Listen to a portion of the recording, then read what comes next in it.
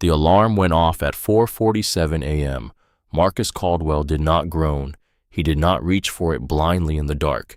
He simply opened his eyes, lay still for exactly 3 seconds, and got up. That was how he did everything. Not fast, not slow, just deliberate, like a man who had long ago made peace with the gap between what the world expected of him and what he actually was. The bedroom was dark. The house was quiet in the way that old houses are quiet, not empty, but settled.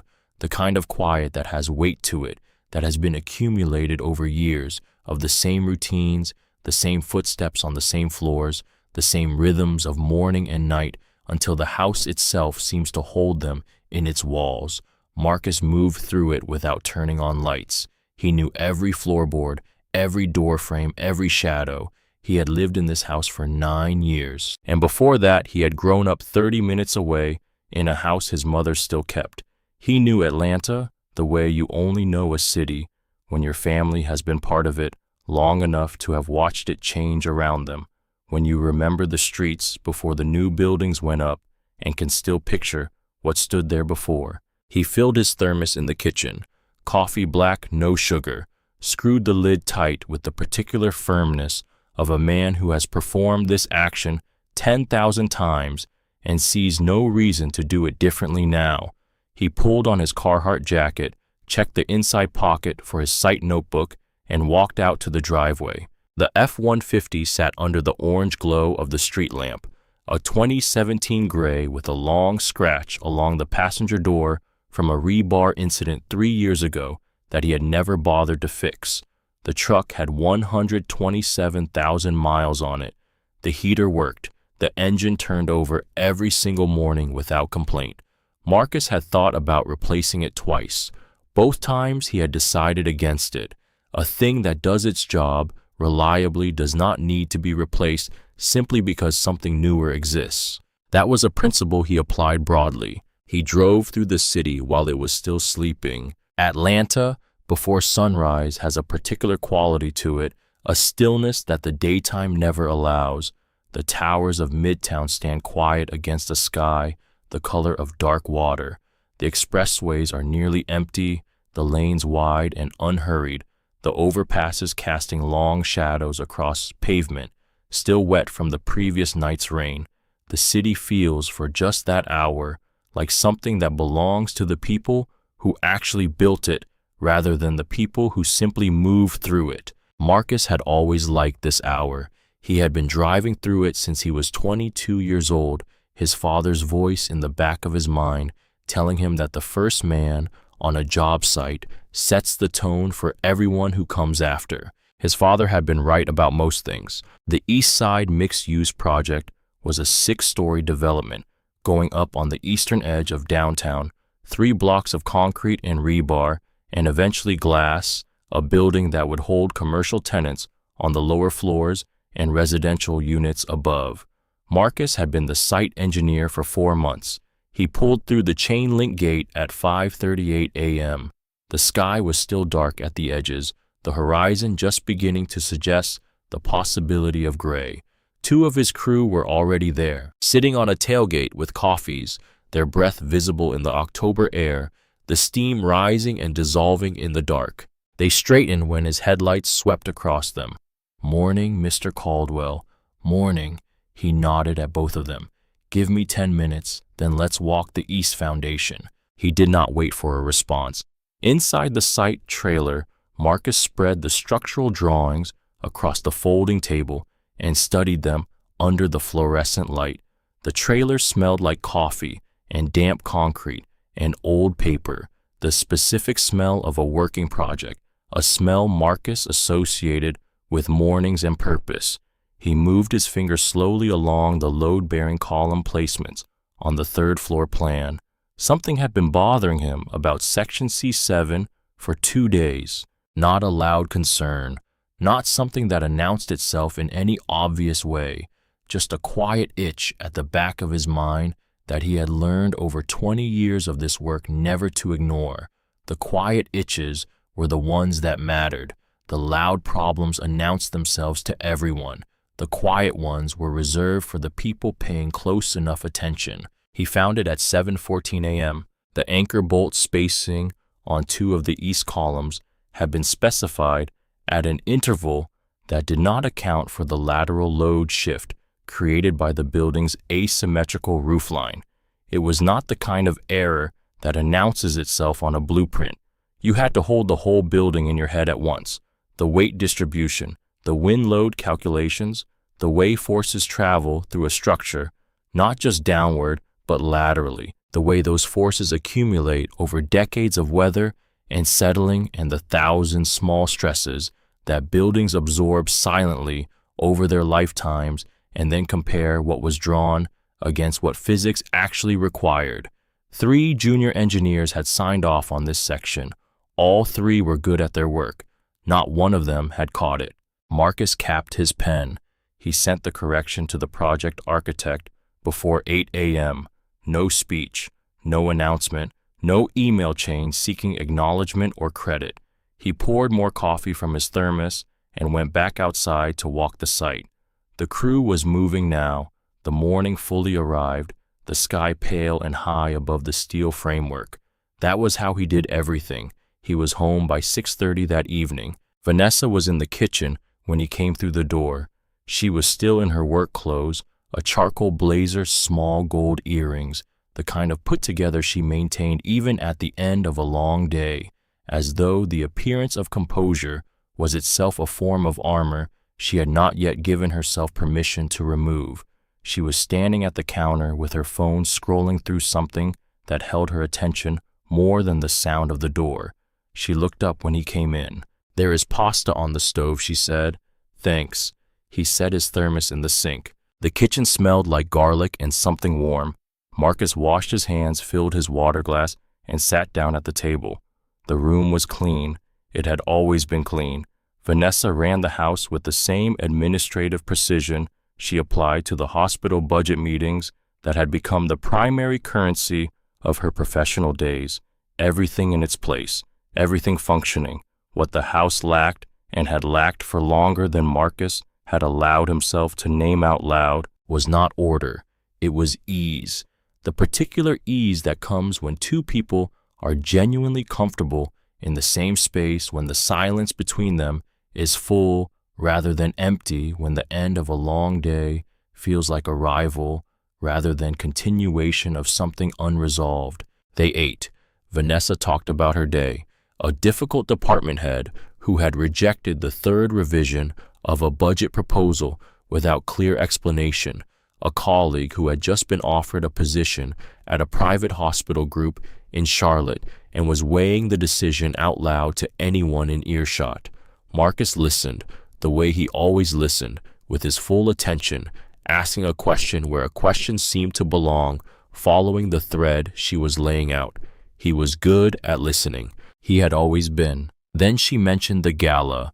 Apparently, Derek Langston hosted some charity event last weekend, she said, turning her fork slowly between her fingers, looking at something in the middle distance rather than at him.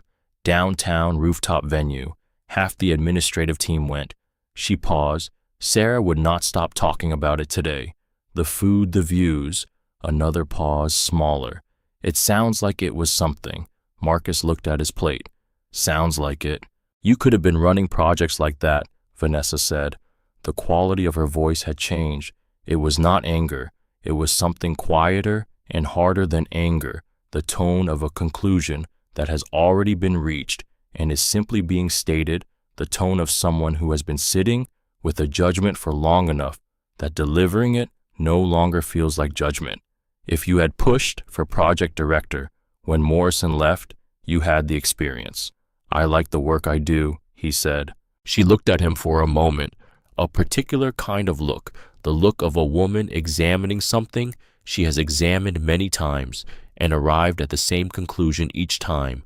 Then she went back to her phone. He washed the dishes after dinner, dried them, put them away in the right places. He thought not for the first time about something his father had told him when he was 19 years old.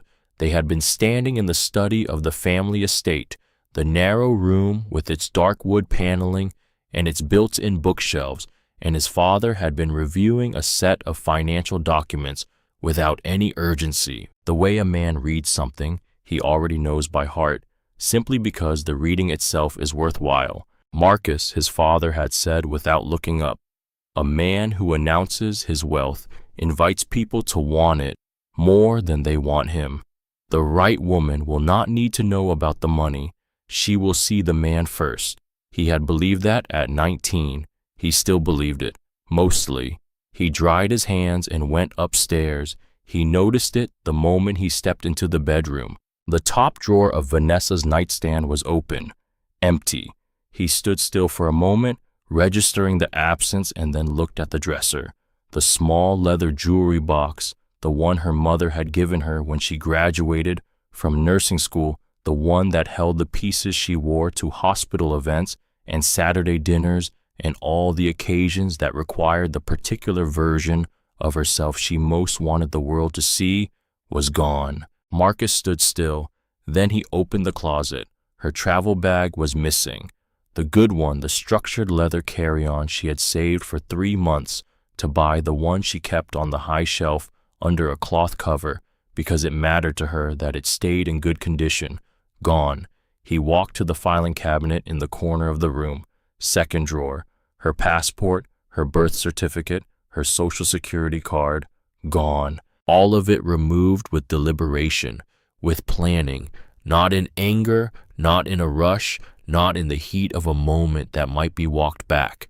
Systematically, methodically, the way you pack when you are not coming back and you have thought carefully about exactly what you will need. Marcus stood in the quiet of the bedroom for a long moment. The room looked the same in every other way.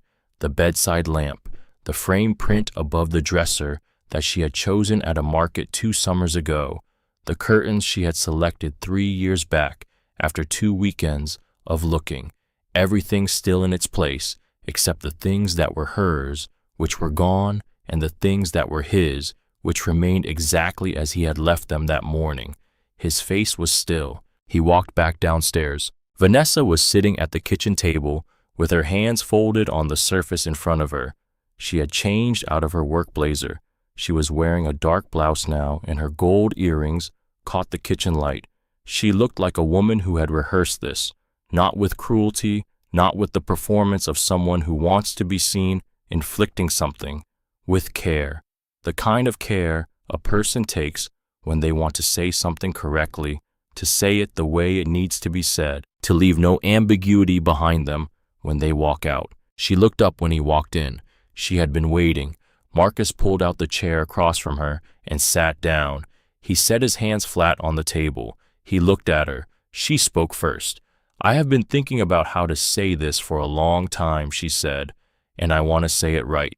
He said nothing. "I have been unhappy for years." She said it the way a doctor delivers a diagnosis that the patient has been avoiding. Careful, certain, already past the place where it might cause her pain, not because of anything dramatic, not because you did something terrible, just this. She gestured slightly at the kitchen, at the table, at the space between them, at all of it. "This is not the life I am supposed to be living." The refrigerator hummed in the silence. "I have tried," she continued. "I want you to know that I genuinely tried, but I kept waiting for things to grow, and they never did." And I think she paused, choosing the word with the care of someone who has rehearsed the sentence many times. "I think I deserve a life with dimension." Marcus looked at her and said nothing. "I have been seeing someone." She held his gaze when she said it. "For about 8 months. His name is Derek Langston." The name sat on the table between them like something dropped from a great height. "He gives me the life I should have had." She said it without flinching, without cruelty, but without apology either. The way a person states something they have accepted so completely that saying it out loud no longer registers as unkindness.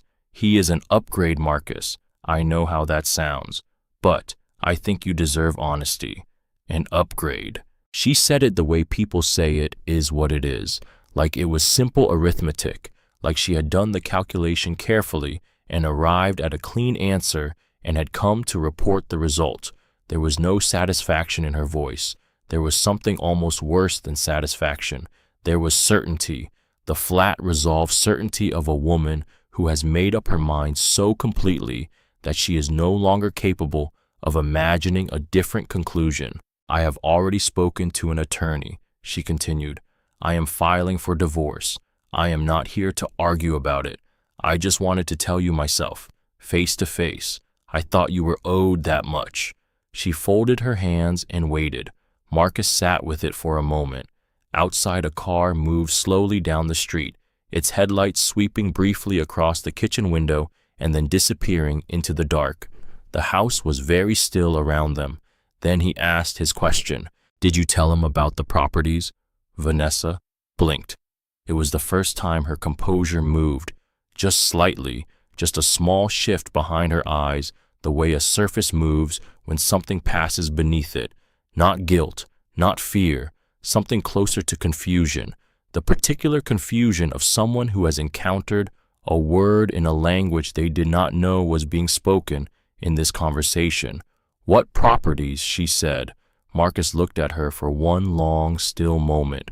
Then he stood up from the table. He did not explain. He did not raise his voice. He did not give her the answer she was waiting for. He picked up his thermos from the sink, set it back on the counter with a quiet click, and walked out of the kitchen. His father's study was at the end of the hall. It was a narrow room, dark wood paneling that had been there since Marcus was a boy, installed by a man who understood that the right materials properly maintained last longer than trends. Built-in bookshelves running floor to ceiling on the eastern wall, filled with the kind of books that are read rather than displayed, their spines creased and their pages marked in pencil by a man who believed that understanding was something you built slowly over years of careful, patient attention. A single window on the north wall that let in a clean rectangle of morning light when the blinds were open. They were closed now. The room was lit only by the desk lamp, warm and steady in the dark. The desk itself was mahogany. It had been in the Caldwell family longer than Marcus had been alive. His father had sat at it to review the first deed the family ever held. His grandfather had used a corner of it as a workbench before the family had anything worth reviewing at all, back when the desk was simply a sturdy surface in a house that had more hope than money. It was not a beautiful piece of furniture in any conventional sense. It was simply permanent, the kind of thing that outlasts the fashions and the renovations and the changing ideas about what a room should look like, the kind of thing that is still there when everything around it has been replaced twice. Vanessa had looked into this room once, years ago, early in their marriage, when she was still curious about the house she had moved into. She had looked at the paneling, the bookshelves, the desk, and said, "It feels gloomy in here." After that, she had not come back. She had no interest in old furniture and old books, and so she had no interest in the room, and so she had never understood what the room actually was, what it held, what it meant. Marcus turned on the desk lamp. He sat down in his father's chair. The leather was worn at the arms and dark with years of use, and it fit him the way old things fit when they have been shaped by the people who came before you, when the wear is in exactly the right places, because the right places were always the same. He opened the bottom drawer. It moved smoothly. He had always kept the runners oiled, even during the years when he had not opened the drawer, because his father had taught him that maintenance, applied to things that mattered, was never wasted effort. You cared for what was important, even when no one was watching, especially then. The watching was never the point. Inside the drawer was a single manila folder, no label, just a small strip of tape along the top edge where his father had written a date in black ink, March 2023, the date of the last formal appraisal. Marcus placed the folder on the desk. He opened it slowly. The documents inside were organized the way his father had organized everything, clean and precise, and in a specific order that told the full story if you read it correctly and knew what you were looking at. Property schedules, portfolio summaries, equity positions in the Regional Development Fund, commercial lease agreements for 11 separate properties, fund valuations going back 15 years, each one showing the same steady upward progression of a portfolio managed with patience and without spectacle. And at the back behind all of it, the most recent independent appraisal of the Caldwell Family Holdings Trust. Marcus turned to the last page. The number at the bottom was 8 figures, $47 million. He looked at it for a long time, not with excitement, not with grief, with the quiet, steady attention of a man who has just confirmed something he already knew but needed to sit with again in the particular way that this night required. He thought about the way Vanessa had said it, the flat certainty of it, an upgrade. He thought about the 8 months she had spent planning her exit while he walked job sites in the dark and caught the errors that prevented buildings from failing, and came home to a kitchen that smelled like garlic and a table where the silence was the wrong kind. He thought about the words she had chosen and what it had cost her nothing to say. He closed the folder. He placed it back in the drawer. He reached for his phone and dialed the one number he did not need to look up. It rang twice. Marcus. His mother's voice was calm and even. Eleanor Caldwell answered every phone call the same way, with the composure of a woman who had been expecting things her whole life and had learned that very few of them actually required the alarm that the first moment sometimes suggested. "Hey, Mama," he said. "You got time to talk." Eleanor Caldwell lived 20 minutes from Marcus's house in a neighborhood that had not changed much in 4 decades. The streets were lined with old oak trees whose roots were slowly winning the long war against the sidewalks, lifting the concrete in gentle undulations that the city repaired and the trees undid again with patient inevitability. The houses were well kept, not flashy, simply solid, the kind of neighborhood built by people who understood the difference between permanence and display and had chosen without hesitation. Marcus parked in the driveway at 9:52 p.m. The porch light was already on. He walked up the front steps, and before he could lift his hand to knock the door open, Eleanor stood in the doorway in her house coat and slippers, her silver hair pinned back, her expression exactly what it had always been when he came to her with something heavy, not alarmed, not soft in the way that avoids the truth to protect the feelings of the person holding it, just present, steady in the way that old trees are steady, not because nothing has ever hit them, but because everything has, and they are still standing. "Come in," she said. "Coffee is on." They sat at her kitchen table the way they always had. Marcus with both hands wrapped around his mug, absorbing the warmth. Eleanor with hers set to the side untouched, cooling slowly while she listened. He told her everything from the beginning. Vanessa at the kitchen table composed and rehearsed. The 8 months of planning the empty drawers and the missing documents. The name, the words she had used, and the flat, resolved way she had said it. The attorney already retained, the papers already in motion. And then the question Marcus had asked, and the particular quality of the confusion on Vanessa's face when she heard it. Eleanor listened to all of it without interruption. When he finished, the kitchen was quiet. The old clock above the stove ticked steadily, the same clock that had hung in the same place since Marcus was a boy, marking the same seconds with the same sound. Outside, the oak trees stood in the dark. Eleanor picked up her mug, took a slow sip, set it back down. She never asked, Eleanor said. Not once in 12 years.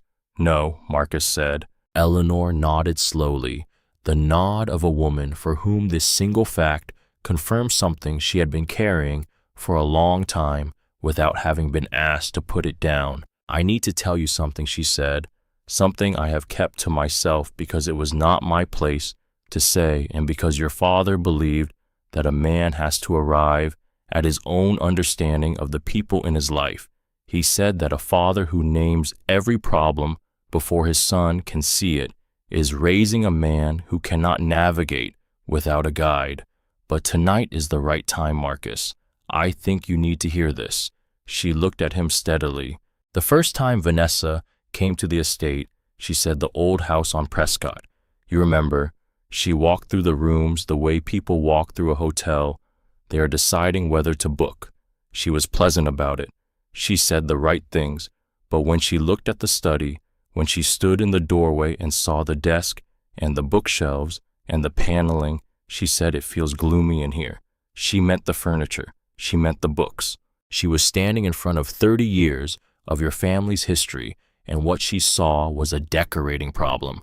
That was the first time I understood something about how she was looking at you. A woman who is genuinely curious about the man she loves does not stand in his father's study and think about renovation. Marcus turned his mug slowly in his hands. Your father used to say, Eleanor continued, that the right woman would not need to be told. He meant she would ask, not because she suspected you were hiding something, but because she was interested in all of you, not just the version that fit inside the picture of the life she was already planning. She looked at the table for a moment and then back at him. Vanessa decided who you were a long time ago, Marcus, and she spent 12 years living inside that decision without once thinking to check whether it was accurate. That is not carelessness. That is a particular kind of incuriosity that tells you something important about what the marriage actually was. She was not learning you. She was confirming a conclusion she had already reached. Marcus did not argue with that. He sat with it the way he sat with difficult problems at the site, not rushing toward resolution, just holding the thing and letting it settle into its true shape. Let me tell you what she walked away from, Eleanor said finally, since she never bothered to ask. What followed was not a speech. Eleanor was not a woman given to speeches. It was more like a quiet accounting, the kind delivered by someone who had helped build the thing being counted and knew every piece of it by heart, not because she had studied it, but because she had lived alongside it. The Caldwell Family Holdings Trust, she said, currently held 11 commercial properties across Atlanta and the surrounding counties. 4 of them were in the Peachtree Corridor, the stretch of office buildings and medical facilities on the city's east side, where 3 of Atlanta's largest hospital systems leased their administrative space. One of those tenants, Eleanor said, looking at her son steadily, was the Atlanta Regional Medical Group, the administrative offices where Vanessa had worked for the past 6 years, the building where she sat at her desk every morning and signed her name to budget approvals and felt the particular satisfaction of a woman who had climbed to a place she had once only dreamed of reaching. Those offices were in a building that belonged to the Caldwell family, had belonged to the Caldwell family since 2006. She had been working in Marcus's building for 6 years without knowing it. Every month, the property management company that handled the building's operations collected the lease payment from Atlanta Regional Medical Group and reported to the Caldwell Family Holdings Trust. Beyond that, Eleanor continued, the trust held 2 industrial warehouses in the Northwest District, a controlling stake in a regional development fund that operated across 4 counties, and a portfolio of smaller equity positions that had been compounding quietly for 2 decades. The most recent appraisal put the total value at $47 million. Marcus Caldwell was the single wealthiest private black landowner in Atlanta. He had been for years. She spent 12 years in your house, Eleanor said, and never once asked what your father left you. Not when he died in 2018, not after the funeral, not in the weeks that followed, not in any of the years before or after. She set her mug down with the quiet finality of a woman closing a book she has read all the way through. That is not something that happens by accident. That is a woman who had already decided the answer did not matter. Marcus was quiet for a long moment. The clock above the stove kept its steady count. Outside, the November wind moved through the oak trees with a sound like something breathing. I am going to let her finish celebrating, he said finally, before I do anything. Eleanor looked at him. Something moved behind her eyes. Not surprise, something closer to recognition, the particular expression of a woman who has raised a man and is watching him arrive in real time at exactly the person she believed he would become. Then move carefully, she said, and move completely. Marcus nodded. He finished his coffee. He helped Eleanor rinse the mugs. He kissed her on the cheek at the door and walked back down the porch steps and got into his truck. He drove home through the quiet dark of Atlanta, past the towers of Midtown standing still against the sky, past the commercial corridor on the east side where 4 of those 11 buildings stood lit from within their lobbies, empty at this hour, their lease agreements running quietly in the background of lives that knew nothing about them, past the street where the East Side Project was rising concrete and rebar in the dark, the bones of something that would still be standing long after everyone involved in its construction had moved on to other things. He did not turn the radio on. He drove through his city and thought the way his father had taught him to think, not about feelings, about sequence, about what had to come first, what would follow, what had to be in place before anything else could move, the way you read a structural drawing, the way you hold a whole building in your head at once. By the time he pulled into his driveway, the shape of it was clear. He sat in the truck for a moment after he cut the engine. The street was still.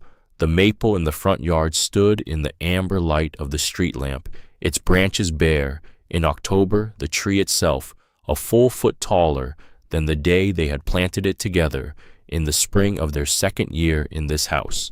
He remembered that afternoon, the way the dirt had smelled after the rain, the way she had measured the distance from the porch 3 times, needing it to be exactly right. He sat with that memory for exactly as long as it needed to be sat with. Then he got out of the truck. He went inside.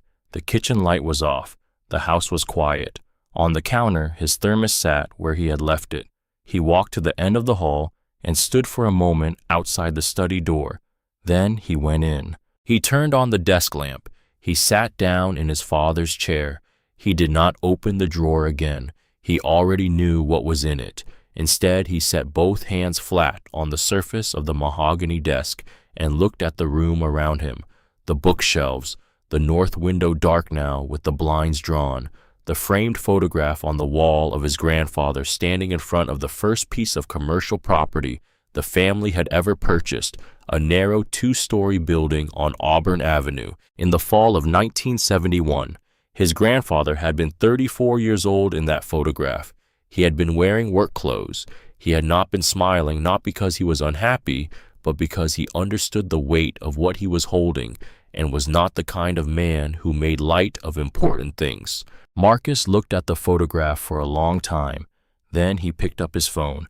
He would call Simone Parrish in the morning, early before the site. There was work to be done, and it needed to be done carefully, and it needed to begin immediately. He set the phone face down on the desk. Outside, Atlanta continued its quiet nighttime operations, the city moving through the dark in all its complexity, its money and its history and its ambitions running through channels that most people never thought about, but that were always running. Marcus sat at his father's desk and was not angry. He had set anger down somewhere between the bedroom and this room, and he did not need it. Anger was loud, and what this moment required was clarity. He thought about the word she had used, an upgrade. He thought about a man who had been walking job sites since before sunrise for 20 years, who had caught the errors that other engineers missed, not because he was smarter, but because he paid attention long enough, who had managed a family trust worth $47 million with the same quiet care he brought to a structural drawing, who had never once needed to announce what he was, because he had been raised to understand that what you are does not require announcement. It simply requires that you keep doing the work. He thought about a man who had perhaps held that principle a little too tightly and a little too long, who had somewhere along the way confused humility with invisibility and allowed someone to spend 12 years looking directly at him without ever understanding who he was. His father's voice came back to him then from a conversation he had not thought about in years with a precision that surprised him. There will come a time, his father had said, when the right people need to know your name. When that time comes, Do not be afraid to be seen. Marcus looked at the desk. That time he thought had come. He turned off the desk lamp. He walked upstairs in the dark, moving through his house the way he moved through everything, without hurry, without noise, with the complete unshakable assurance of a man who knows exactly where he is going and intends to arrive. He was up before the alarm, not because sleep had failed him, but because his mind had been running the sequence since before dawn, the way a well-built engine runs quietly and efficiently and without wasted motion. He lay in the dark for a few minutes and let it run. Then he got up, dressed, filled his thermos, and sat at the kitchen table with his phone. It was 5:30 a.m. He dialed Simone Parrish. She picked up on the second ring. "Marcus," she said, no surprise in her voice, just readiness. Simone Parrish had been the Caldwell Trust's legal and financial counsel for 11 years.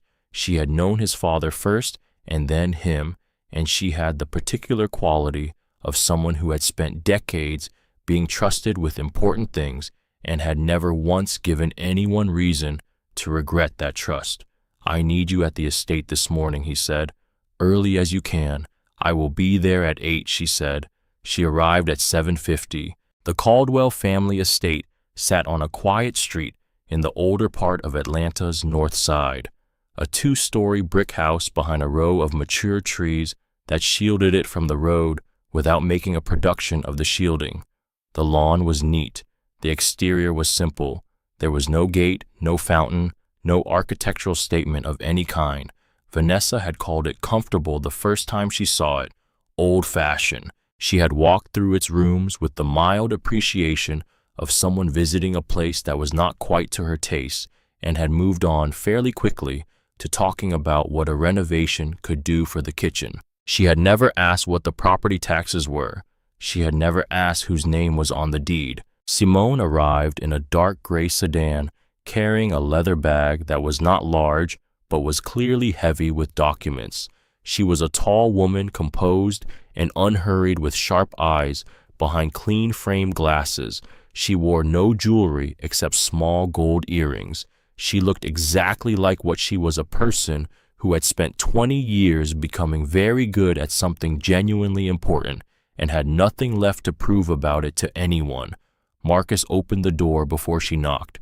They sat in the study, his father's study, the mahogany desk, the bookshelves, the north window letting in a long, clean rectangle of morning light. Simone set 3 folders on the desk, opened the top one, and began without preamble, the way she always began, because she understood that the people who worked with her valued precision over ceremony. The Caldwell Family Holdings Trust, she confirmed, had been established by Marcus's father in 1996, 28 years ago, 16 years before Marcus's marriage to Vanessa. It was structured as a private, irrevocable trust, a legal architecture specifically designed to exist as its own entity, entirely separate from any personal assets Marcus held individually. Under Georgia law and under the trust's specific construction, its assets were not subject to marital property claims. They never had been. They could not be. Marcus's name appeared in the trust documents as sole beneficiary and managing trustee, but the trust itself was its own legal entity. It had existed before the marriage. It would continue to exist after it, entirely unchanged. Vanessa's divorce filing, Simone continued, named 2 assets: Marcus's salary from his engineering firm and the equity in their shared marital home. That was the entirety of what her attorney had identified. Her attorney had not looked further, because she never told him to, Marcus said. Simone nodded once. She would have had to know there was something to look for. She closed the first folder. She didn't know, so he didn't look. The trust is completely untouched. Marcus took that in. He set his hands flat on the desk. 2 things he said. Simone uncapped her pen. First, he said, freeze every voluntary disclosure. Nothing beyond what is legally required in the filing. If her attorney does not know to ask for it, we do not offer it. Not one document, not one number, not one reference. Done, Simone said. She was already writing. Second, he paused for a moment, not from uncertainty, but from the same deliberateness he brought to every consequential decision. I want a quiet audit of Derek Langston's development portfolio. Full picture, every project, every lender, every investor relationship, every outstanding obligation. I want to understand exactly what he is working with and how solid it actually is when you look at it carefully. And, Simone, quiet. I do not want him knowing anyone is looking. Simone looked up from her notepad. Something shifted in her expression. Not surprise exactly, more like the recognition of a chess player who has just watched someone reach for a piece she had not anticipated being moved yet.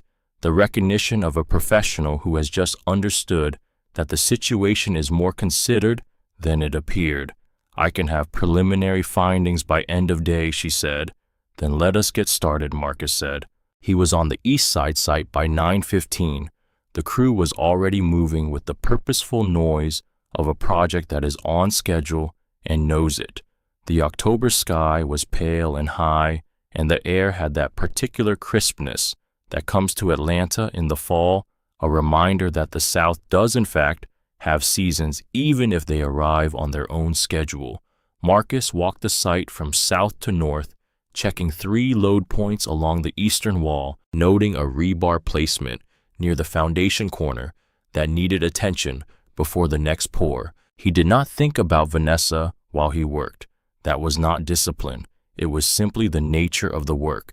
A job site demands the whole mind, and anything less means things get missed. Marcus had spent 20 years training himself to be fully present wherever he was, and the training had become character a long time ago. He was here. The work was here. Everything else was elsewhere and would still be there when he returned to it. At noon, he ate in his truck. Engine off, windows down, despite the chill. He called Eleanor. She answered on the first ring. "How are you this morning?" she said. "Working," he said. "Moving forward." "Good," she said. "That is exactly right." He told her about the meeting with Simone, the 2 instructions. Eleanor listened without comment until he was done. "Your father would have done it the same way," she said. "Exactly the same way." Marcus finished his coffee and went back to work. The summary from Simone arrived at 6:18 that evening, attached to a secure message from her office, 11 pages dense, with figures and citations and the careful language that good legal professionals use when the facts are alarming enough that they want the documentation to be absolutely unimpeachable. Marcus read it at his father's desk. The same chair, the same lamp, the same evening quiet settling over the house around him. Derek Langston's flagship downtown development was a 12-story mixed-use tower he had been pitching to investors and presenting to journalists for the past 18 months. Glass and steel architectural renderings that made it look inevitable, projected returns that sounded credible if you did not know how to read a development pro forma with genuine skepticism. It was the project that had made Derek's name in certain rooms, the project that had put his photograph in the business section twice and his face on 2 local television segments discussing the future of Atlanta's downtown corridor. It was leveraged at nearly twice its actual appraised value. He had borrowed against projected returns that had not materialized, against timelines that had slipped without public acknowledgement, against commitments that had been made on the assumption that other commitments would fall into place behind them.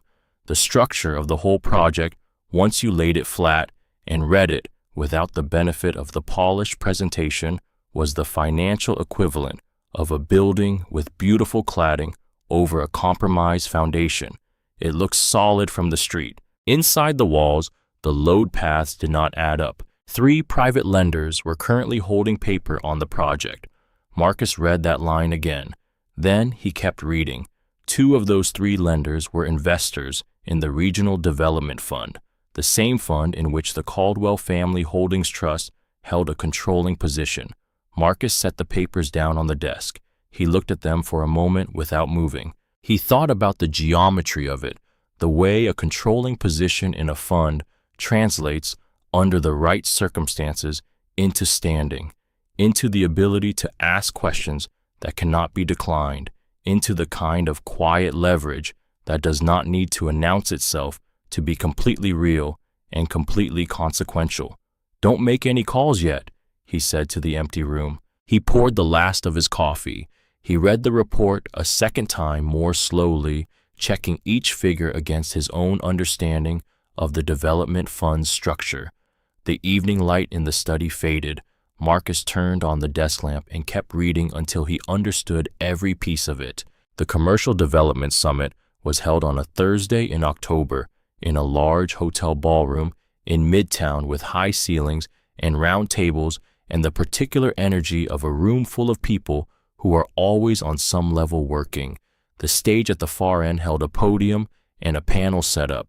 Business cards moved like currency. Conversations happened in doorways and on the way to the coffee station and in the particular corner pockets of the room that naturally form in any large gathering as people seek the combination of visibility and semi-privacy that serious conversations require. Marcus wore a dark jacket over a clean button-down, no tie. He carried a legal notepad and a pen and nothing else. He had barely cleared the registration table when the first handshake came.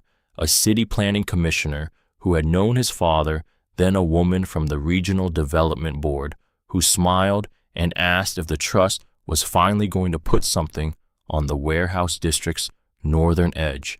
Then Thurston Vance, appearing from somewhere to his left, 71 years old. Private equity. 3 commercial developments currently under management in the metro area. Thurston had sat at the mahogany desk in the family study and negotiated over coffee with Marcus's father more times than either of them could have counted. He shook Marcus's hand with both of his own. "It is good to see you out in the room," Thurston said quietly. "Your father would have said it was time." Marcus nodded.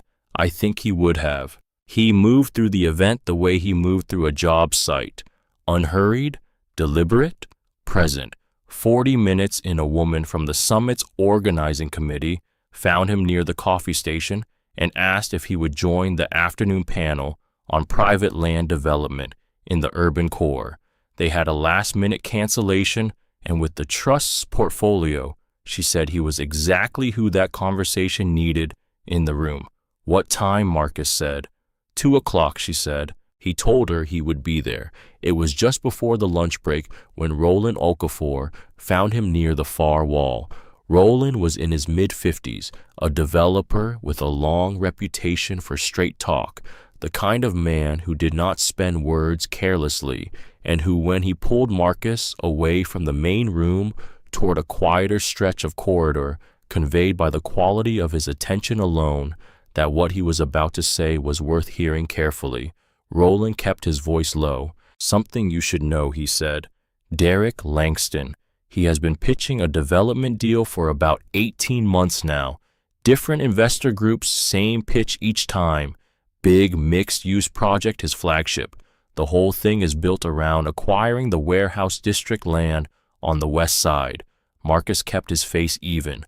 "The Caldwell Trust land," Roland said, correcting himself from the name he had almost used, the name that had been circulating in Derek's pitch, as though it were already a settled matter. "Your land." He has been telling people, Roland continued, that he has a pathway to the owner, that it is basically done, just a matter of timing before the deal closes. His jaw tightened. "I have heard it from 3 separate people, Marcus. 3 different investor conversations. Same story each time. He has a pathway. The owner is on board. The deal is essentially closed." Marcus looked at him steadily. "He has never spoken to you," Roland said. "Has he?" "Not once," Marcus said. "Not a call, not an email, not a message of any kind, not a knock on a door." Roland nodded, the nod of a man who had suspected this and was not surprised to have it confirmed, and was quietly and completely displeased. "I thought you should know who has been using your name," he said. "I appreciate it," Marcus said. They shook hands. Roland moved back toward the main room. Marcus stood at the edge of the corridor for a moment, listening to the hum of the room beyond the open doors, the conversation and the performance of ambition and the clink of glasses. He reached into his jacket pocket. He pulled out his phone. He stepped further down the corridor to where it was quiet, and he called Simone. She picked up immediately. "It is time to introduce myself," Marcus said. Simone was quiet for exactly 1 second. "Then I will set it up."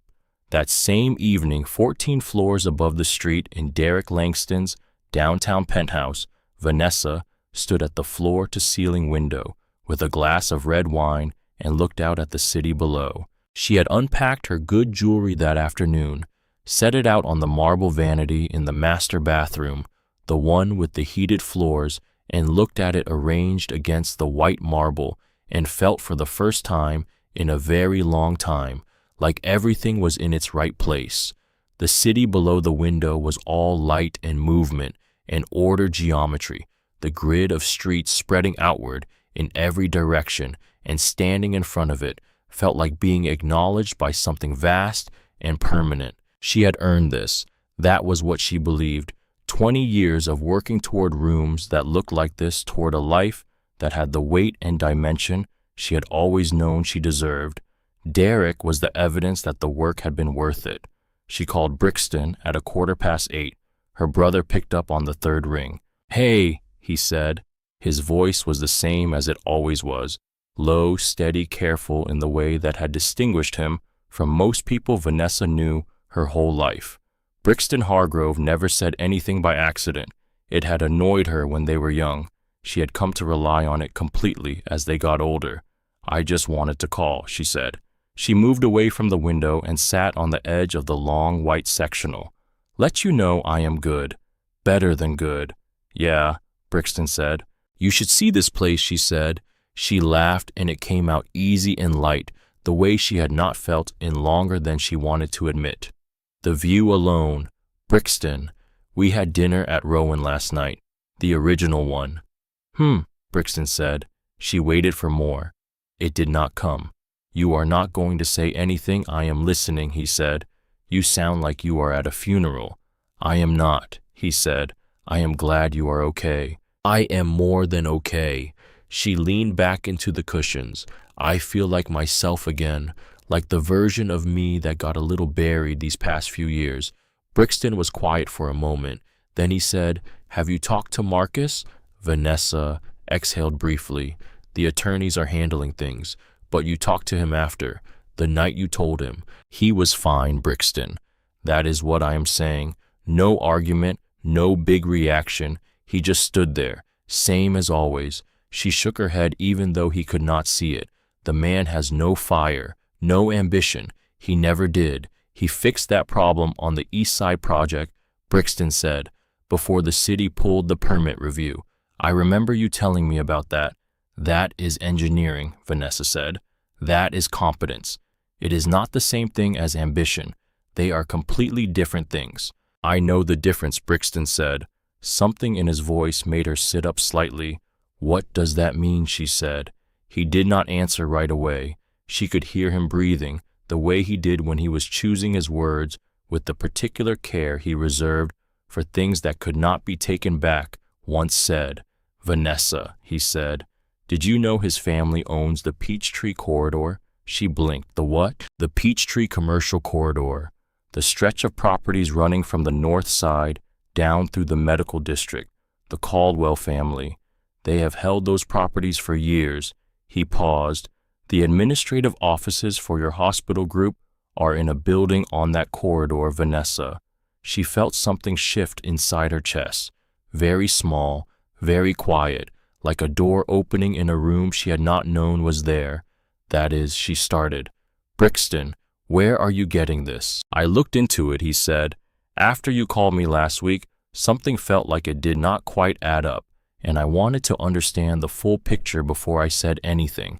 Another pause, careful. "I am not being dramatic. I am telling you what I found when I looked. Marcus is an engineer," she said. Her voice was steady. She was making it steady. "He works for a firm. He drives a 7-year-old truck." "I know what he drives," Brixton said. Then you understand why what you are saying sounds Vanessa. His voice was quiet, not sharp, not heated, just quiet in the particular way that had stopped her since they were children, the way it stopped her now completely. I am not asking you to do anything. I am not asking you to go back. I am just asking you if you knew. The silence stretched between them. Outside, the city lights glittered against the dark. 14 floors below, a car horn sounded and faded back into the ambient hum. You are being dramatic, she said. Brixton did not argue. That was the thing about him. He never argued when he knew he was right. He simply let the silence do the work that argument could not. I have to go, Vanessa said. Okay, call me if you need to talk. She hung up. She sat on the sectional for a while without moving.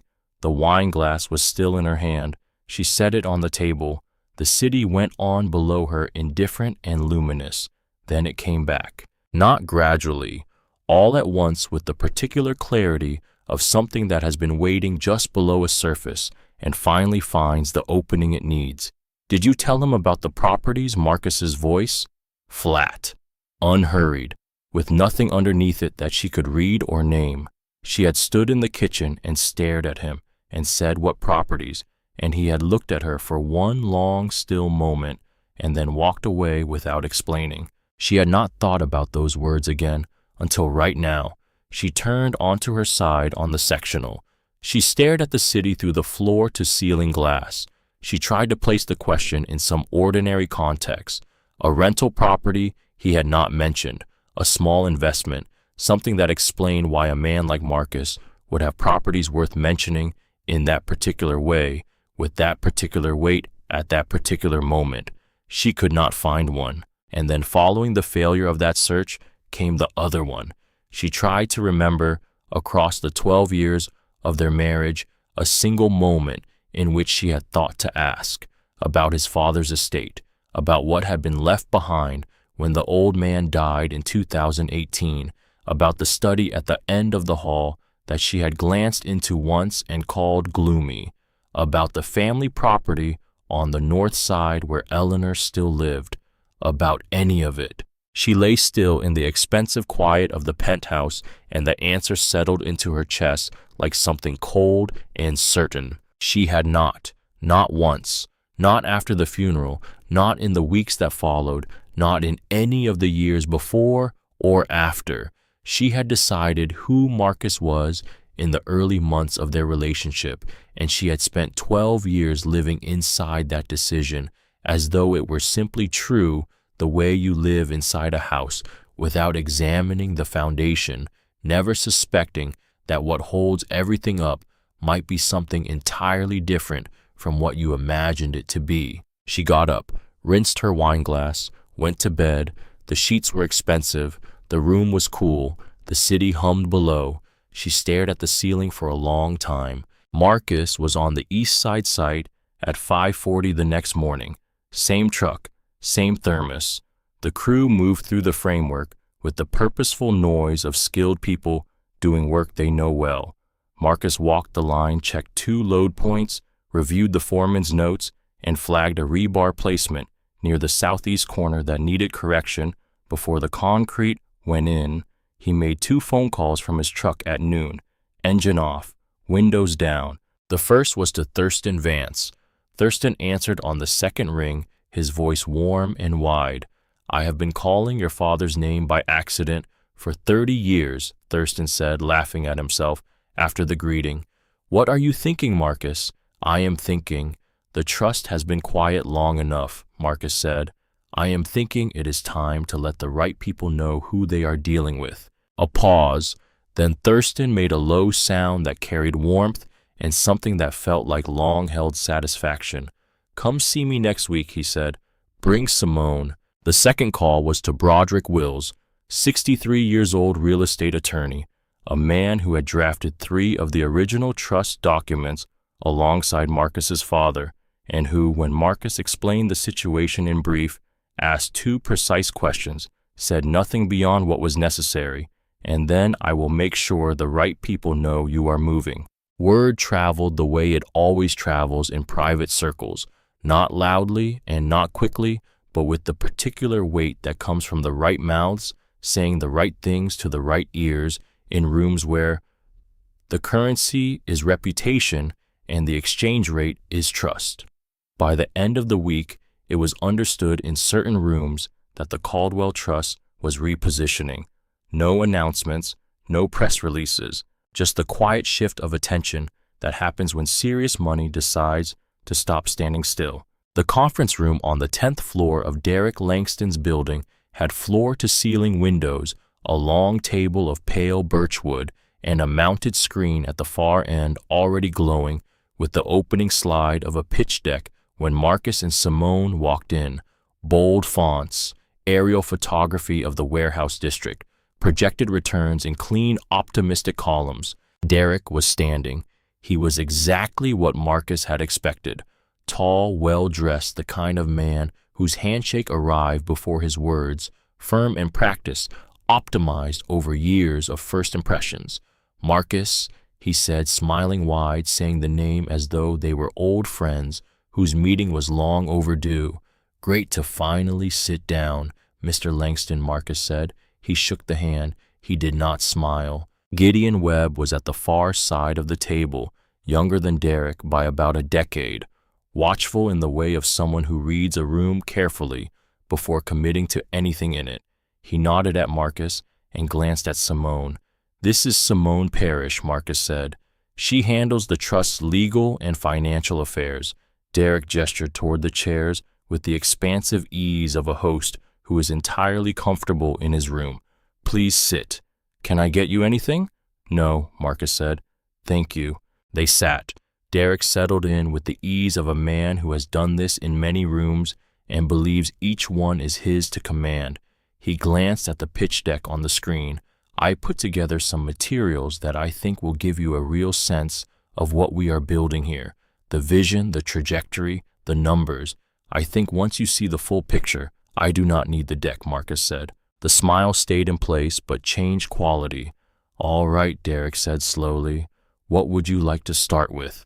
Marcus reached into the leather folio he had carried in. He removed a single document and placed it on the pale birchwood surface. He slid it across to Derek without hurry, without theater. It was the Caldwell Trust's ownership records for the full warehouse district. Every parcel, every address, every square foot documented and organized and notarized and absolutely unambiguous.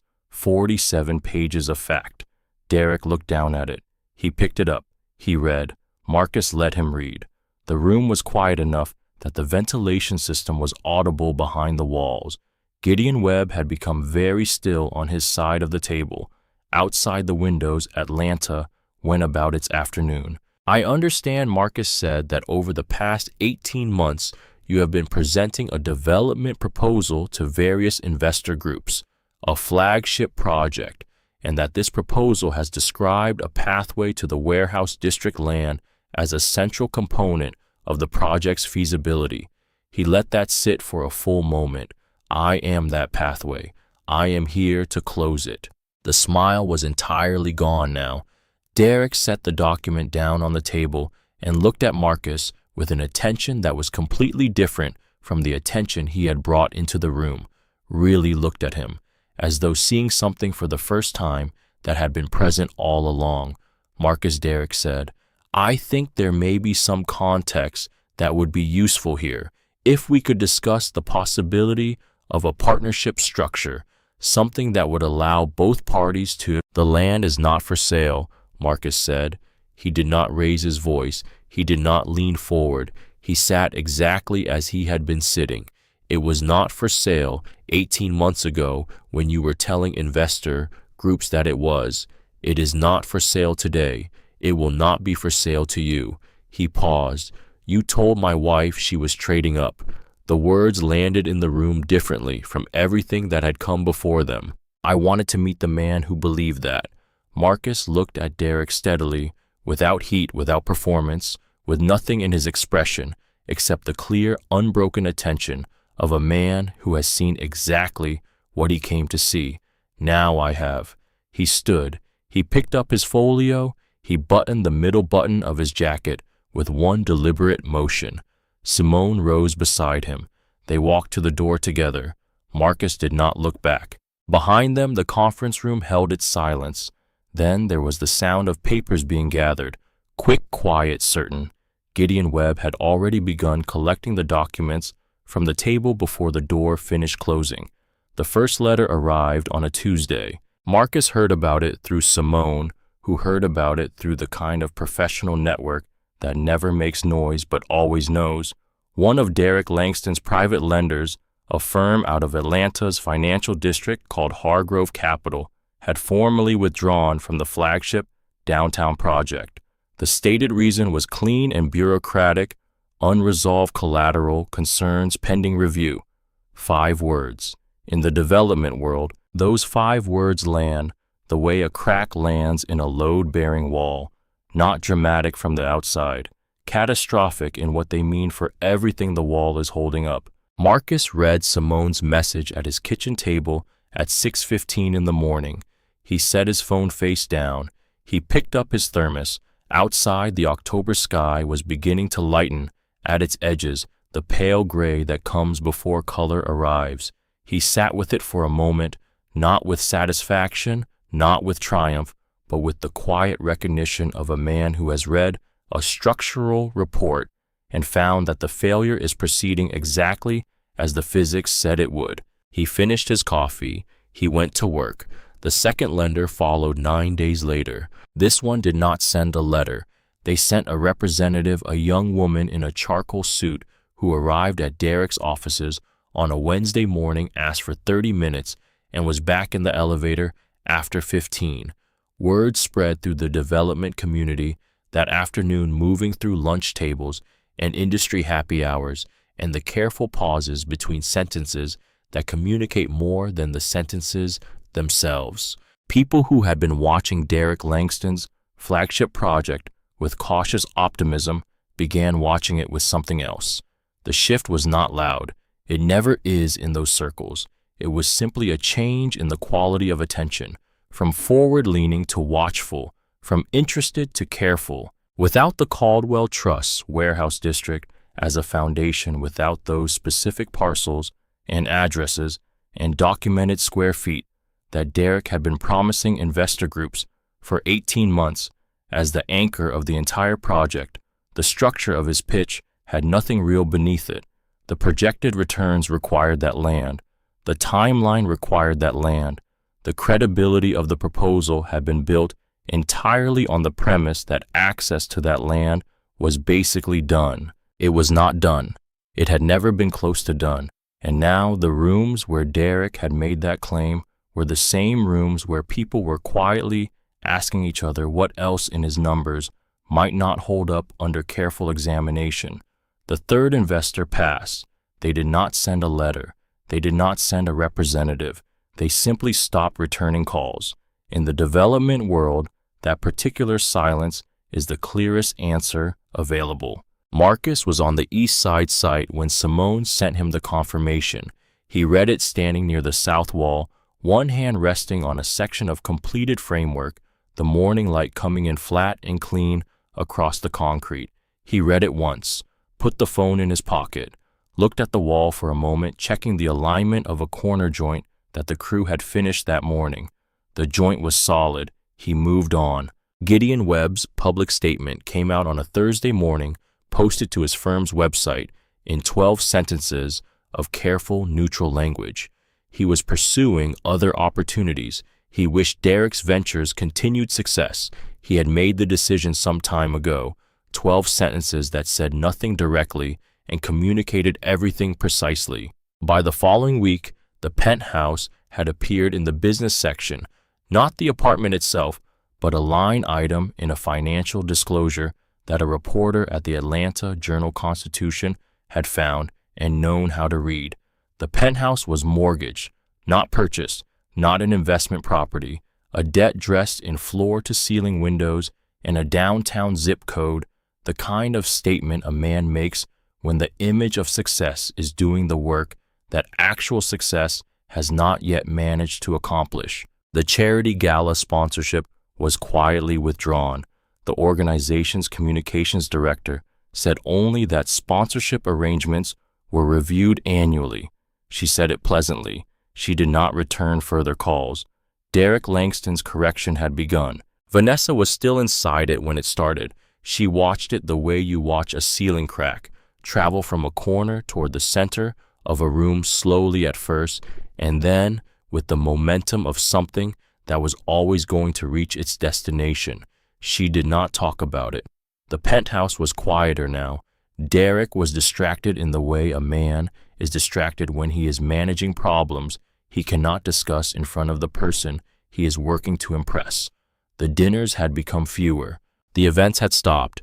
The life she had chosen had not disappeared exactly, but it had acquired a quality she had not anticipated.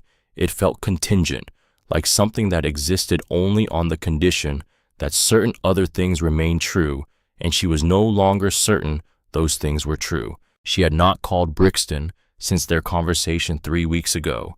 She had told herself she was not ready. What she meant was that she was not ready to hear him not say, "I told you so," which would be worse. He came on a Saturday afternoon without calling first. She looked through the peephole and stood there for a moment before she opened the door. He was in the hallway in his weekend clothes, carrying a paper bag from the coffee place near his office. He looked at her the way he had always looked at her, without judgment, without the satisfaction that would have been understandable and that she would not have been able to bear. "Come in," she said. He came in. He set the paper bag on the kitchen table and took out 2 coffees and sat down across from her the way he had sat at kitchen tables with her their entire lives, steady, present, not performing anything at all. They talked for a while about ordinary things, their mother's garden in Savannah, which had produced more tomatoes this fall than anyone could reasonably use, a show Brixton had been watching, a mutual friend's new baby born the previous week, the world moving at its regular pace while their portion of it had stopped feeling level. Then Brixton set his coffee down and looked at her. "You made this choice," he said, quietly, no edge to it, just the plain weight of a true thing being said by someone who loves you enough to say it. Now you have to learn from it. Vanessa looked at the table. She did not argue. She had argued once and did not have it in her anymore. "I have a name," he said, "a therapist. She is good. She does not let people avoid the actual thing, which means she actually helps." He reached into his jacket pocket and slid a folded piece of paper across the table. "Call her." Vanessa picked it up and held it in both hands. The paper was folded, once her name written on the outside in Brixton's precise handwriting, the same handwriting that had addressed birthday cards to her for 40 years. Brixton stayed for the rest of the hour. He did not try to fix what had happened or pretend the damage was smaller than it was. He sat with her inside the wreckage of her own, choosing the way a good brother does, not because it was comfortable, but because she was still his sister, and she was going to need to find her way to the other side of this, and the path there started with not being alone in the room where you finally admitted what the room actually looked like. When he stood to leave, he hugged her. She held on for a second longer than she meant to. He simply held on for that extra second and then stepped back and looked at her and said, "Call her Vanessa," and walked to the door. She stood in the kitchen after he left and looked at the paper in her hands for a long time. Then she put it in her purse. Brixton drove home through Atlanta in the early evening, the city lit amber and pink in the last of the November light. Both hands on the wheel, radio low, his chest carrying the particular weight that comes when grief and love press against each other from the inside, and there is no clean way to separate them. He had told his sister the truth. That was all he had to offer her that would hold weight when everything else stopped looking solid. He hoped she would call the therapist. He believed, knowing his sister, knowing the stubborn intelligence that had always been her most reliable quality, that she probably would. He pulled into his driveway and sat with the engine off for a moment, listening to the tick of the cooling metal in the quiet. Then he got out. He went inside. He left the grief at the door, not because it was gone, but because there was nothing left tonight that required him to carry it standing up. Marcus called Preston, Hale Vanessa's divorce attorney, at 8:15 on a Monday morning, sitting in his truck outside the East Side site engine off Thermos, on the dash, the crew moving behind the chain-link fence. Mr. Caldwell Hale said, measured and careful, "I was not expecting to hear from you directly." "I know," Marcus said. "I am calling to schedule the final settlement meeting. I would like to do it at the house this Saturday if Vanessa is available." A pause. Papers shuffled. "I will check with my client," Hale said. "Is there anything specific you would like to address? I would like 15 minutes alone with her before the attorneys come in," Marcus said. Another pause, longer. "I will pass that along," Hale said. "Thank you," Marcus said. He hung up and went to work. Vanessa agreed. Marcus was not surprised. He had understood from the beginning of this process that she would want to see the house one final time, to stand in those rooms and confirm for herself the choice she had made. People who need to believe they chose correctly usually want one last look at what they are leaving, one final comparison. Saturday morning arrived gray and still. Marcus pulled into the driveway at 9:50. He sat in the truck for a moment after cutting the engine. He looked at the front of the house. The small maple in the yard stood bare in November, a full foot taller than the day they had planted it together in the spring of their second year here. He remembered that afternoon, the way the dirt had smelled after the rain, the way she had laughed when the first spadeful came up with a rock the size of a grapefruit. He sat with that memory for exactly as long as it needed to be sat with. Then he picked up his thermos. He got out of the truck. Vanessa was standing in the living room when he walked in. Her arms were crossed, not defensively, more like a woman holding something carefully in place within herself. She looked good. She had always looked good when she needed to. That had never been the issue. "Marcus," she said. "Vanessa," he said. He did not sit down. She did not either. He set his thermos on the side table near the door, the same place he had set it every morning for 9 years, the small groove in the wood, worn faint by the routine of it, and he looked at her.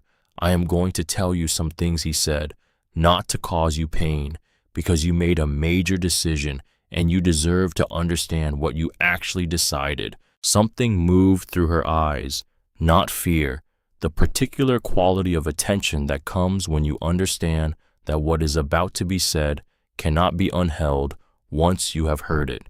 He told her. He told her about the trust, its structure, the way his father had built it over 3 decades, beginning in 1996, the irrevocable architecture that made it a legal entity entirely separate from anything the divorce filing could reach. He told her about the 11 commercial properties. He told her about the Peachtree corridor, and then specifically about the building on that corridor, the one with the 7th floor administrative offices where she had taken the elevator every morning for 6 years. Her expression did not change immediately.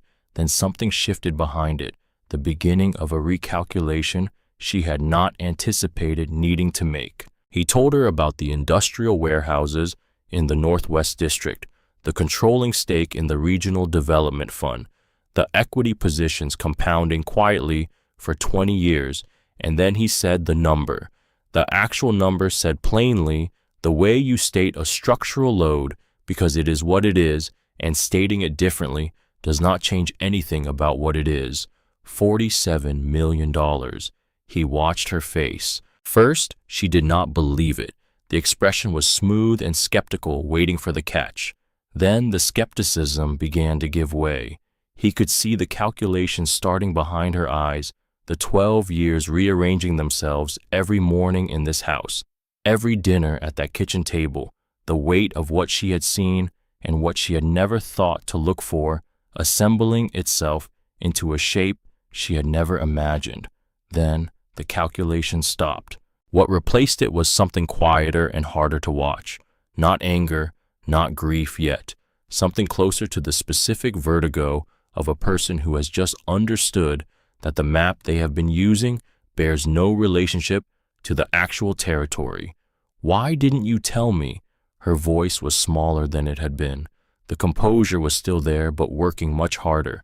My father told me the right woman would be curious enough to find out, Marcus said. I believed him too long. Maybe I held on to that too tightly. He paused. But Vanessa, I showed you who I was every single day. I showed up. I fixed what was broken. I sat at that table and listened to you talk about what you deserved and what you wished your life looked like. He looked at her steadily. I never hid who I was. You decided that what you saw was the whole picture before you ever thought to look further. She uncrossed her arms. Her hands dropped to her sides. Is there any way? She started. He shook his head. One small, clean movement. The papers are already signed, he said. She looked at him for a long moment. He met her eyes and held them without anger, without satisfaction, without anything except the clear and settled attention of a man who has already done his grieving and has come here to finish something, not to reopen it. I hope things get easier for you, he said. He meant it, not warmly exactly, but truthfully. The anger had been set down somewhere in the weeks between this morning and the night she sat at the kitchen table with her hands folded and delivered her verdict. He had set it down deliberately, the way you set down a tool you no longer need, and he had not picked it back up. He turned and opened the front door and called toward the driveway where Simone was waiting in her car. He left Vanessa everything she had listed in the settlement, every piece of furniture, every account she had named, every item that had appeared in Preston Hale's paperwork. Not one line contested.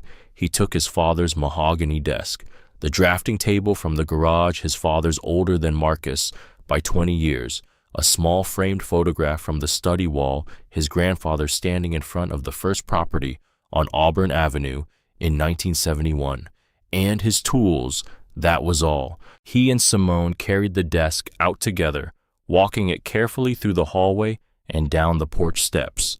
They loaded it into the truck bed wrapped in moving blankets. Marcus carried the drafting table himself. He carried the last box himself. He loaded it, closed the tailgate, and stood beside the truck in the gray November morning. He did not look back at the house. He had one more meeting today. Derek Langston's building was 12 stories of glass and polished concrete in the middle of Atlanta's downtown corridor, the kind of building designed to make a statement before you reach the entrance. Marcus pulled into the parking structure and found a space on the second level. Simone was already there waiting beside her car in a charcoal blazer, her portfolio under her arm, her expression exactly what it always was. They walked to the elevator together and rode to the 10th floor in silence. The conference room was as it had been, pale birchwood table, floor-to-ceiling windows, the screen at the far end dark this time, no pitch deck, no renderings, no projected returns. Derek was standing when they walked in. He looked different than he had at their first meeting, not disheveled, not visibly diminished, but the ease was gone, the particular quality of ease that belongs to a man certain of his position had been replaced by something more controlled and more effortful. He was managing himself in a way the first meeting had not required. He extended his hand. "Marcus," he said, "thank you for coming back." Marcus shook the hand. He sat down. Simone sat beside him. Derek looked at Marcus with the careful attention of a man who has had several weeks to think about a previous conversation and has been unable to arrive at a satisfactory interpretation of it. "I appreciate you making the time," Derek said. "I have been thinking about our last conversation, and I believe there is a path forward we have not fully explored. If we approach this as a partnership rather than a transaction, if we look at the trust's position in the development fund and my project's requirements as complementary rather than the two lenders," Marcus said. Derek stopped. "Hargrove Capital and Meridian Private Equity." Marcus placed his hands flat on the table. "Both are investors in the Regional Development Fund, the same fund in which the Caldwell Trust holds a controlling position. That position gives us standing to ask questions about how collateralized loans are being deployed. Those questions were asked, the answers generated, the responses you received. Derek was very still. I want to be clear, Marcus said. I did not call those lenders. I did not instruct anyone to contact them. What I did was exercise the trust, standard oversight responsibilities with respect to the fund's investor relationships. What happened after that was the natural result of those investors reviewing information they were entitled to review. He looked at Derek steadily. The land remains unavailable. That has not changed and will not change. What you decide to do with your project from this point forward is entirely your own matter. He paused. I am here because I believe in finishing conversations that have been started. Derek looked at him for a long moment. The performance of ease was entirely gone. What was left was something more honest, a man in a difficult position finally seeing it clearly. I underestimated you, Derek said. His voice was even. It was, Marcus recognized, the most genuine thing the man had said in either of their meetings. Yes, Marcus said simply. You did. He stood. He picked up his folio. He buttoned the middle button of his jacket. Simone rose beside him.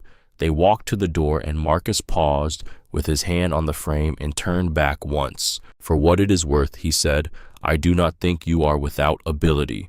I think you built something on a foundation that could not hold the weight you put on it. That is a correctable mistake, if you are willing to correct it honestly. He did not wait for a response. He walked out. The drive to Eleanor's took 20 minutes. She was in the kitchen when he arrived.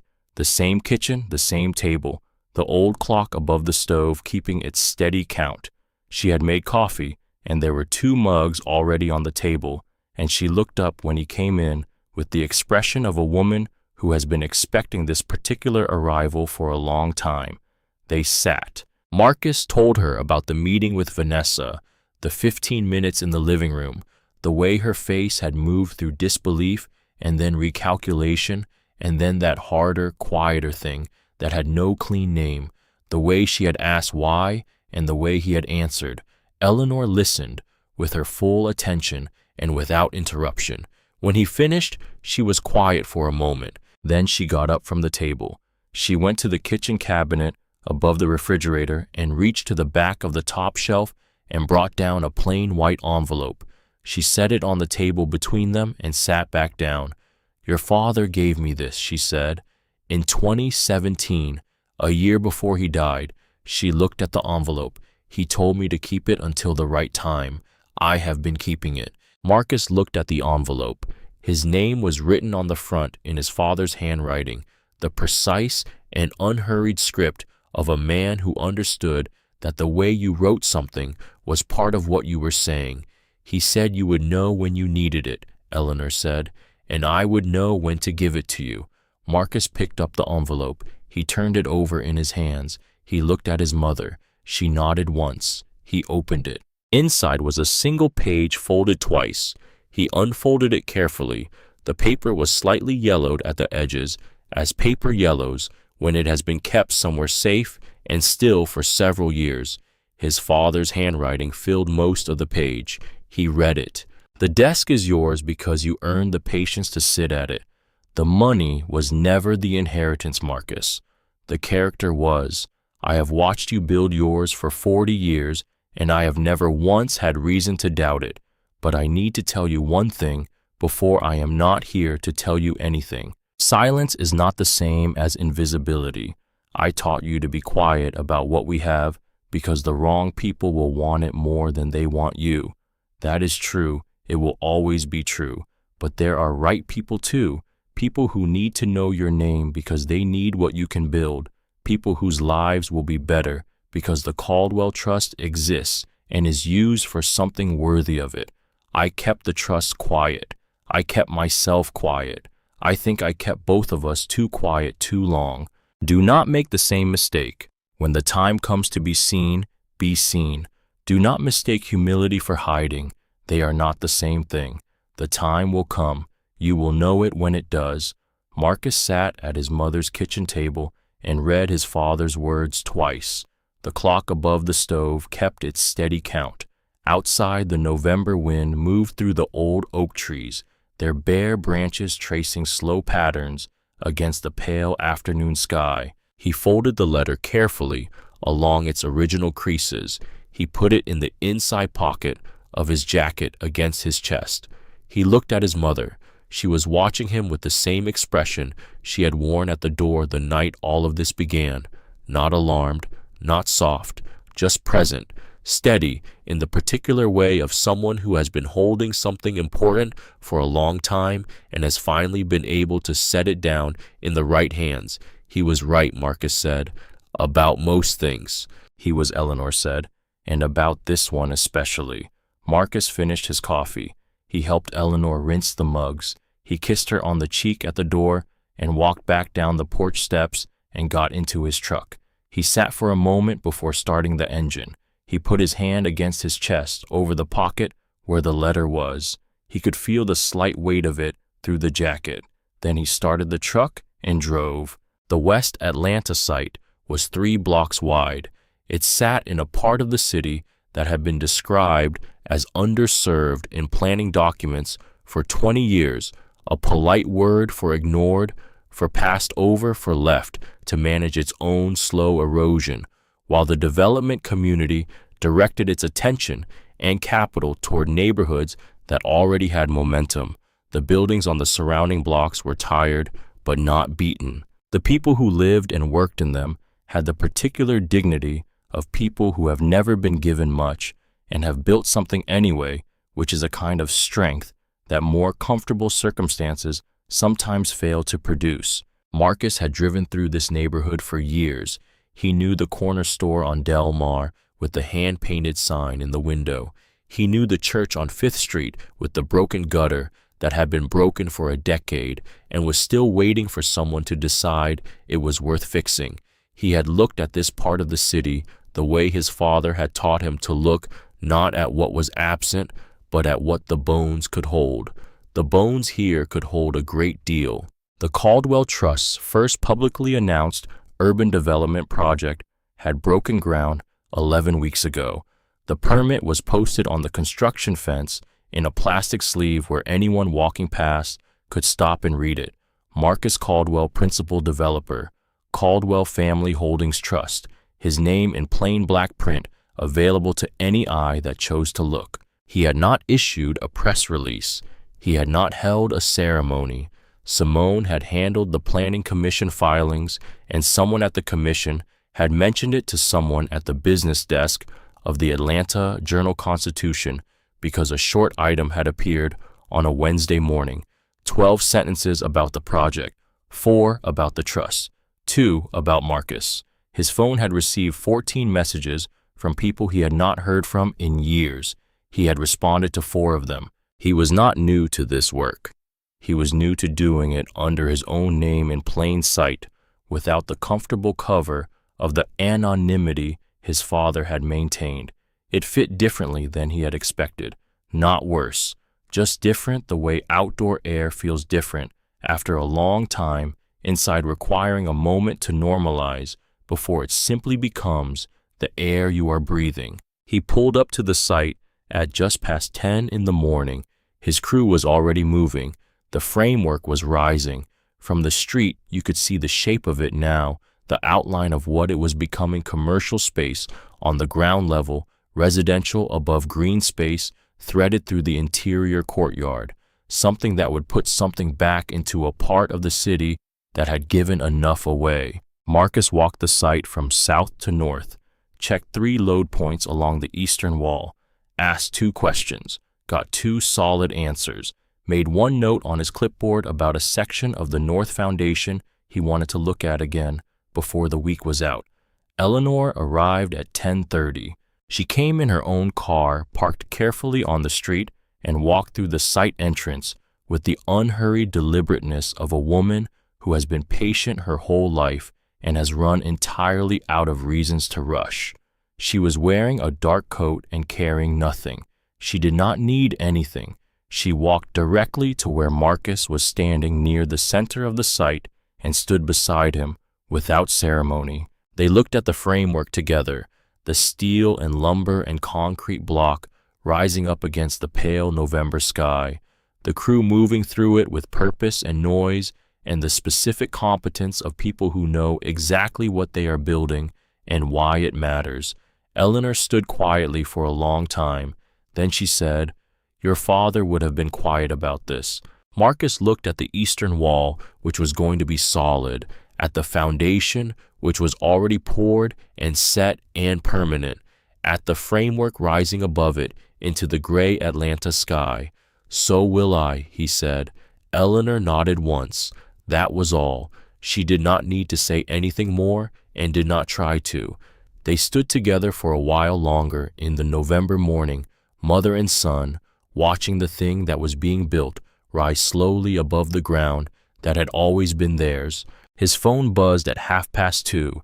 He was at the site table near the foreman's trailer, covered in drawings and coffee rings. He picked up the phone. The number was Vanessa's. A single text, 5 words. "I hope you are well." Marcus read it once. He set the phone face down on the table. He picked up his thermos and took a slow drink of coffee that had gone slightly cool in the November air. He held it in both hands for a moment and looked out at the site, at the framework, at the crew moving through it, at the permit in its plastic sleeve on the fence, his name in plain black print, turning slightly in the November wind. He capped the thermos, tucked it under his arm, picked up his clipboard. He walked back out onto the site, from the south end to the north end and back again, moving at the pace of a man who has nowhere to rush because he is already exactly where he needs to be, past the crew, past the rising frame, past the permit with his name on it, past the foundation poured right and set correctly and built to hold whatever was placed above it for as long as anyone cared to build. His boots on the packed Georgia dirt, his eyes on the work, his name on every document that mattered. In the inside pocket of his jacket, folded once along its original creases, his father's letter rested against his chest, written 7 years ago for exactly this morning. It had said, "Do not mistake humility for hiding. Be seen." Marcus Caldwell walked the line. He kept his eyes on the work. He did not look back.